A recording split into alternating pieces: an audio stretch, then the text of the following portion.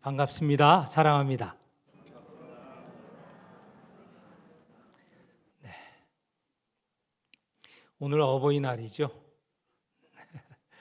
어버이에 관련된 설교를 하여야 할 터인데 그렇지는 못하고 어버이날 중요성을 조금만 말씀을 드리도록 하겠습니다. 10계명 가운데 사람과 관련된 계명 중에 가장 먼저가 부모를 공경하라라는 계명입니다. 인륜, 사람의 도덕 가운데 가장 중요한 게 바로 부모를 공경하라는 그런 내용이죠. 이것은 성경만 말씀하는 것이 아니라 우리나라에 오래 계속되고 있는 유교에서도 그렇습니다. 사람의 질서 가운데 가장 중요한 게 부자 유친이라고 하는 것이 가장 중요합니다. 여러분 도덕 시간에 많이 배웠죠. 사륜에 대해서도 배우고 배웠는데 그 중에 가장 중요한 게 부자 유친입니다. 부모와 자식 간에는 친자가 있어요. 친하다는 게 한마디로 말하면 사랑입니다. 부모와 자식 간에는 사랑이 있어야 된다. 그것이 이 인륜을 구성하는 가장 중심이다라는 거예요. 성경이 이미 말한 것과 같은 내용입니다. 우리가 부모가 있어야 자식이 있고 또 그 자식이 부모가 되어서 자식을 낳고 이렇게 해서 세상이 유지되고 또 발전하는 것이죠. 부모가 없는 자식이 한 사람도 없습니다. 다 부모가 있기에 우리가 존재하는 것이죠. 우리의 부모, 내가 있게 되는, 내가 존재하는 근원이 부모다라는 것을 생각하면 언제나 감사해야 될 것입니다. 오늘 어버이날입니다. 부모님 감사합니다. 이렇게 따뜻하게 말씀 한마디 전하고 또 그 사랑을 표현하는 시간이 되었으면 좋겠습니다. 그렇지 못한 부모님이 이 세상을 떠난 분 어떻게 하여야 되겠습니까? 부모님과 같은 어른들 잘 섬기는 그런 마음 갖게 하시고 가지시고 이제 우리가 부모가 되었습니다. 부모에게 받은 사랑 또 자식에게 물려주는 그렇게 사랑하는 그런 시간이 되기를 바랍니다. 오늘은 지난주에 이어서 드리는 말씀입니다. 지난주에 예수님께서 이 세상을 떠나겠다 말씀을 하십니다. 2절에 보면 내 아버지 집에 거할 곳이 많다. 내가 너희를 위하여 거처를 예비하러 가노니. 그래서 거처를 예비하면 다시 돌아오겠다 하셨습니다. 너희들은 내가 가는 길을 잘 안다라고 말씀하셨습니다. 이 말씀을 듣고 도마가 아니 주님께서 어디를 가시는지 모르고 또 모르기 때문에 무슨 길로 가는지도 모르겠습니다. 이렇게 질문을 합니다. 모르는 사람은 질문을 해야 돼요. 그냥 아는 척하면 나중에 실수하게 됩니다. 잘못된 길로 가게 됩니다. 모를 때는 반드시 물으셔야 돼요. 도마도 이렇게 물었습니다. 믿음 없다고 하기보다는 이렇게 묻는 도마에게 예수님께서 진리를 가르쳐 주시죠. 내가 길이다. 내가 아버지께로 가는 길이다.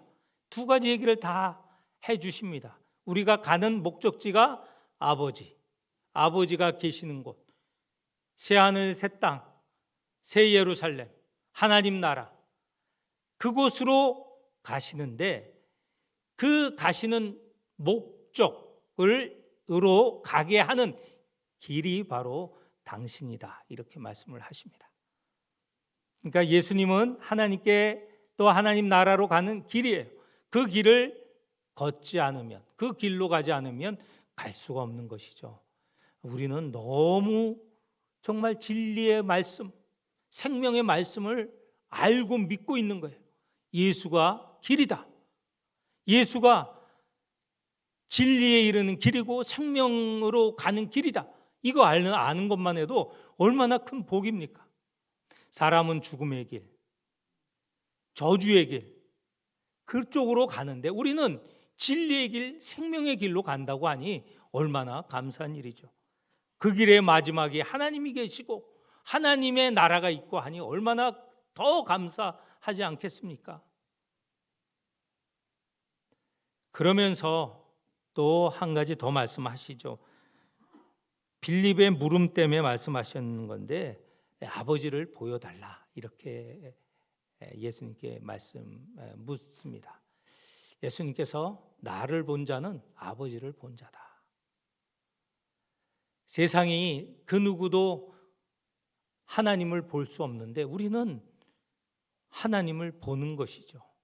하나님의 품 안에 있는 독생하신 하나님이신 예수를 보고 있는 것이죠. 그 예수를 통하면, 예수를 보면 하나님을 보게 되는 것이죠. 하나님을 보는 자, 우리가 하나님을 보는 자입니다. 얼마나 감사합니까? 그런데 오늘 본문은 무슨 말씀이냐? 예수님께서 하나님에게로 가서 너희들이 거할 처소를 마련하겠다. 이 처소에 대해서, 그 처소는 어떤 곳이고 어떤 상태인가? 우리가 갈 곳, 하나님 나라, 새 예루살렘, 또 새 하늘과 새 땅, 그것은 요한계시록 21장, 22장에 잘 그려져 있습니다. 그런데 그 모든 내용의 핵심은 뭐냐?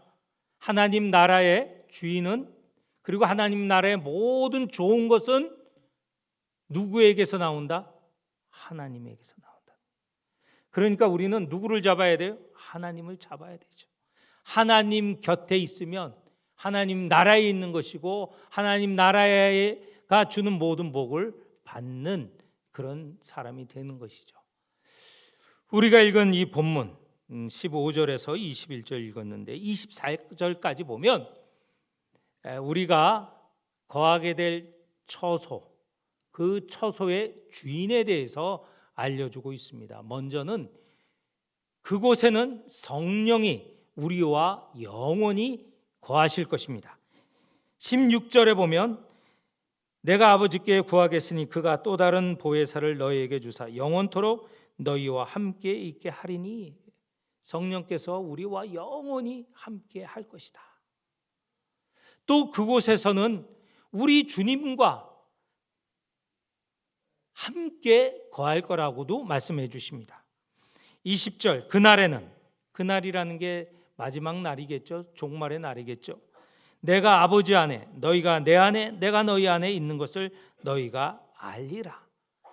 이 마지막 우리가 거할 처소는 주님 예수님과 우리가 함께 거하는 것인데, 그것을 신비로운 말로 표현을 해요. 주님이 우리 안에 거하고 우리가 주님 안에 거한다. 이거는 개인적인 관계도 표현하고 주님과 우리 교회, 우리 믿는 이 공동체 간의 관계도 표현합니다. 무슨 내용인가? 지금도 우리 안에 예수님이 거하십니다. 그러나 하나님 나라 마지막 우리가 거할 처소에는 주님과 영원히 거하는 것이죠. 우리 안에 거하시고 우리는 또 주님 안에 거하는 것입니다. 이거는 개인적인 신비로운 관계이죠. 또 공동체적인 관계에 본다면 우리가 앞으로 갈 영원한 하나님 나라에 가면 우리 가운데, 하나님의 백성 가운데 주님 예수 그리스도가 왕으로서 보좌에 앉아 계신다는 거예요. 우리와 함께 하신다는 거예요. 심지어는요, 요한계시록 22장에 보면 우리를 왕좌에 앉게 해주시기도 한다는 것입니다. 가장 중앙에 보좌에 왕의 자리죠. 예수님께서 앉아 계실 뿐만 아니라 우리를 다 일으켜서 왕좌에 앉혀주신다는 거예요.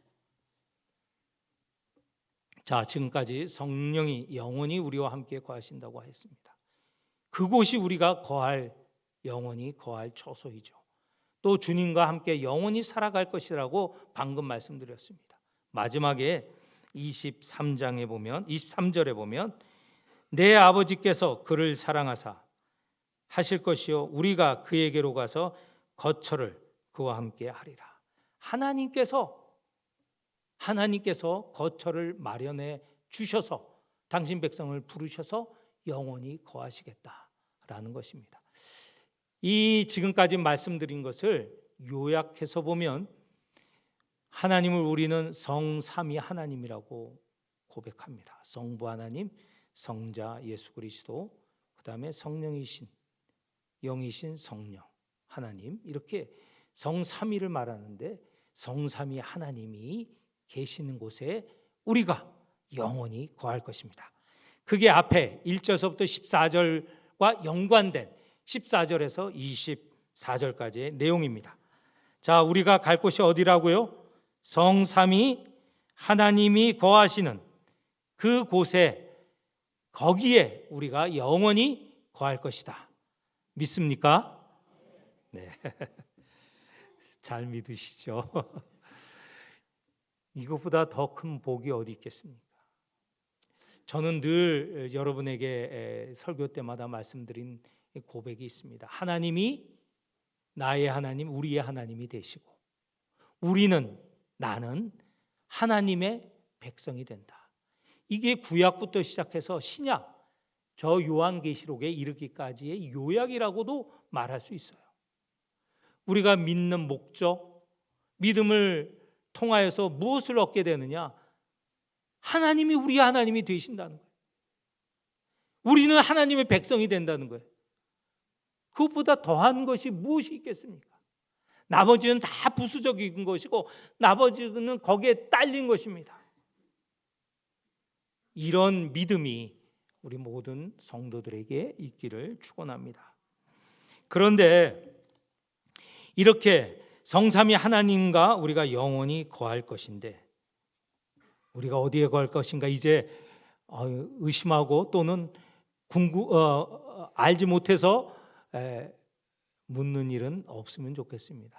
우리가 어디에 걸 것인가?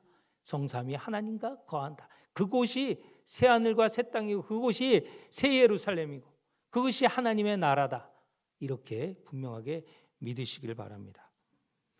그런데 그것은 다 은혜이고 우리에게 베푸시는 내용들입니다. 그러면 우리는 어떤 모습으로 하나님이 거하시는 처소에 있다고 할 수 있는가? 우리는 지금 이 땅에서 살아가면서 어떻게 성삼위 하나님을 모시고 또 함께 하시는 하나님과 함께 살아간다고 할 수 있겠는가?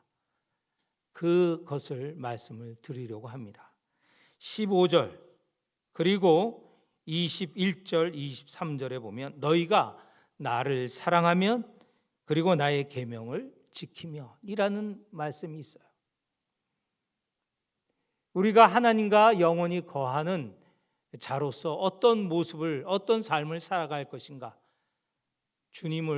예수님을 사랑하고 그의 계명, 말씀을 지키는 것이죠. 우리 가운데 혹 나 주님을 사랑해요, 성삼위 하나님을 사랑해요, 말로만, 나 주님의 말씀을 지켜요, 성삼위 하나님의 말씀을 지켜요, 말로만, 이게 아니고 삶으로 정말 사랑하고 정말 지켜나가야 그런 성도가 하나님, 영원한 하나님과 영원히 살아가는 백성의 모습이라는 것이죠. 사랑과 계명을 지키는, 순종하는 모습이 없으면 진정 하나님과 함께 지낸다고 할 수 없습니다. 요한복음을 쓴 요한은 요한 1서, 2서, 3서도 썼고 요한계시록도 썼습니다. 그래서 요한이라는 이름이 다 들어가 있죠. 요한복음 1, 2, 3서 그리고 계시록. 이 요한, 지금 우리가 읽은 이 본문을 쓴 요한 사도가 요한 1서에 이렇게 말씀하고 있습니다. 잘 들어보십시오. 그의 계명은 이것이니 곧 그 아들 예수 그리스도의 이름을 믿고 그가 우리에게 주신 계명대로 서로 사랑할 것이니라. 그의 계명을 지키는 자는 주 안에 거하고 주는 그의 안에 거하시나니. 여기서 보는 대로 그의 계명 곧 사랑하는 자, 그의 계명을 지키고 사랑하는 자, 삶으로 말로만이 아니고 그런 자가 주 안에 거하고 주는 그의 안에 거하신다라고 했습니다. 사랑할 때, 순종할 때 우리 안에 주님이 계시고 우리는 주님 안에 있는 것입니다. 주님과 영원히 거하며 살아가는 것이죠. 그러니까 주님을 사랑하고 그의 계명을 지키는 것, 그것은 삶의 표현일 뿐만 아니라 영원히 하나님과 거하시는 그런 증표라는 것을 꼭 기억하시기 바랍니다. 내가 사랑하지 않고 순종하지 않으면 하나님이 나와 함께 있다는 경험을 할 수가 없습니다. 하나님이 나와 함께 한다는 것을 경험하려고 하는 사람은 사랑해 보십시오. 말씀에 순종해 보십시오. 하나님을 충분히 그리고 감격스럽게 경험할 수 있을 것입니다. 우리가 그렇게 하지 않기 때문에 하나님이 나와 함께하는 것을 깨닫지 못하는 것이죠. 두 번째는 이미 보혜사, 또 다른 보혜사. 첫 번째 보혜사는 예수님을 말해요. 보혜사는 돕는 자인데 또 다른 보혜사는 성령을 말하는데 우리가 읽은 이 16절에 나오는 또 다른 보혜사는 성령이신데 성령이 바로 우리가 하나님과 영원히 거하는 것을 깨닫게 해 주신다는 것입니다. 오늘 우리가 읽은 성경 17절 중반에 보면 그러나 너희는 그를 아나니, 이 성령을 말합니다. 그는 너희와 함께 거하시며 또 너희 속에 계시겠습니다. 이렇게 성령께서 우리 안에 계셔서 우리가 하나님과 성삼위 하나님과 살아가는 것을 깨닫게 하시고 고백하고 믿게 하시는 것이죠. 마지막으로 하나님 당신이 직접 우리에게 찾아오셔서 거하신다고 말씀하십니다. 우리가 읽은 14절에 제일 중요한 질문이 이겁니다. 중요한 내용이 2절에 있는데 예수님께서 내 아버지 집에 간다고 하셨어요.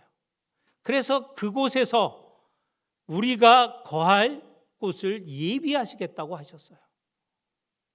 아버지 집에 거하는 것이 우리의 큰 목표이고 우리의 그 삶의 목적인데 예수님께서 그를 위해서 아버지 집에 갔다 오시겠다고 하셨습니다. 그런데 오늘 우리가 읽은 23절 중반에 보면 내 아버지께서 그를 사랑하실 것이요 우리가 그에게로 가서 거처를 그와 함께 하리라. 여기서 우리는 하나님과 예수 그리스도, 하나님께서 예수 그리스도와 함께 우리에게 오셔서 우리와 함께 거하시겠다고 하셨습니다. 새 하늘 새 땅, 새 예루살렘, 요한복음 21장 22장에 기록된 묘사된 내용인데 그것을 보면 그 새 하늘과 새 땅이 우리에게 임하는 것이에요. 하나님 나라가 지금 이 땅에 있다고 하지 않습니까? 우리에게 찾아오는 것이에요. 하나님의 나라는 우리가 찾아가고 우리가 들어간다고 생각을 하는데 그 시작은 하나님께서 찾아오시는 그 은혜 때문에 우리에게 다가오시는 그 사랑 때문에 우리가 경험하게 된다는 것이죠. 말씀을 맺습니다. 우리가 살아가는 목적이 무엇입니까? 하나님과 성삼위 하나님과 영원히 사는 것을 목적하고 있습니다. 그곳에는 영원한 생명이 주어지고 그곳에서는 영원한 행복이 주어집니다. 그걸 구원이라고 하죠. 그런데